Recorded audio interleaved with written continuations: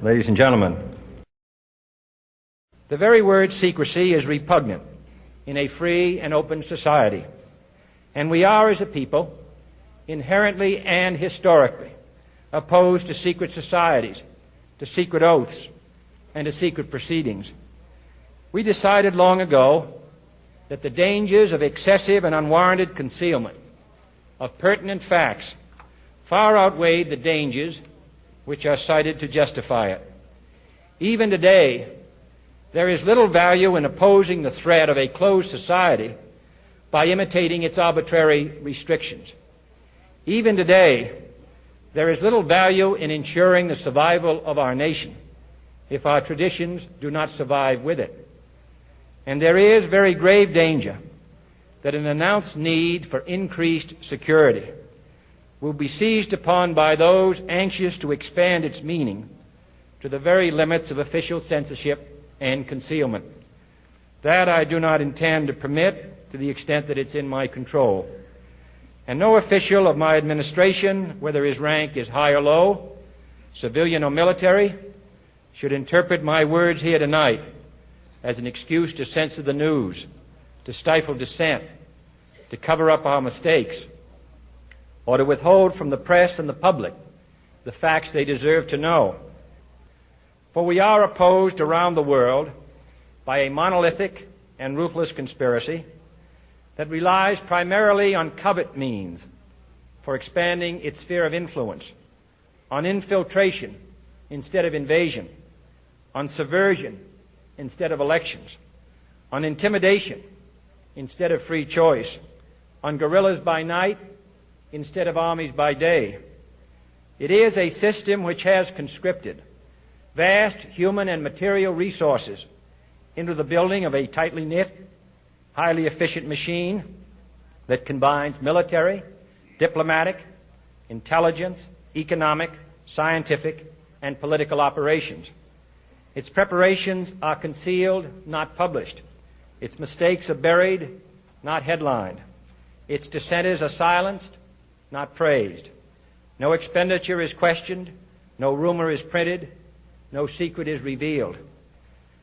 No president should fear public scrutiny of his program, for from that scrutiny comes understanding, and from that understanding comes support or opposition, and both are necessary. I am not asking your newspapers to support an administration, but I am asking your help in the tremendous task of informing and alerting the American people. For I have complete confidence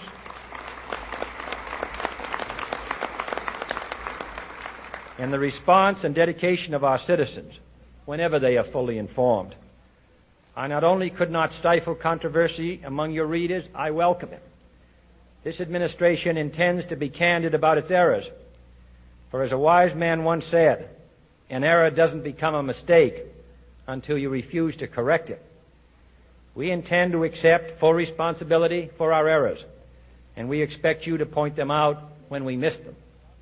Without debate, without criticism, no administration and no country can succeed, and no republic can survive. That is why the Athenian lawmaker Solon decreed it a crime for any citizen to shrink from controversy.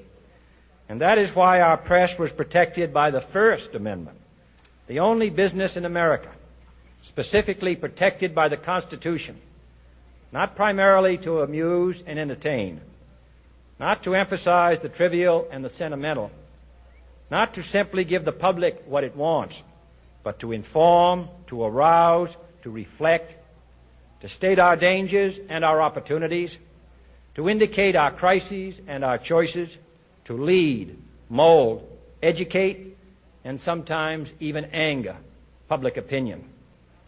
This means greater coverage and analysis of international news, for it is no longer far away and foreign, but close at hand and local. It means greater attention to improved understanding of the news, as well as improved transmission.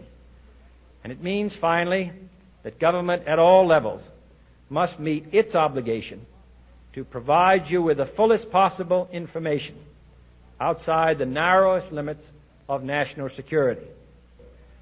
And so it is to the printing press, to the recorder of man's deeds, the keeper of his conscience, the courier of his news, that we look for strength and assistance, confident that with your help, man will be what he was born to be, free and independent.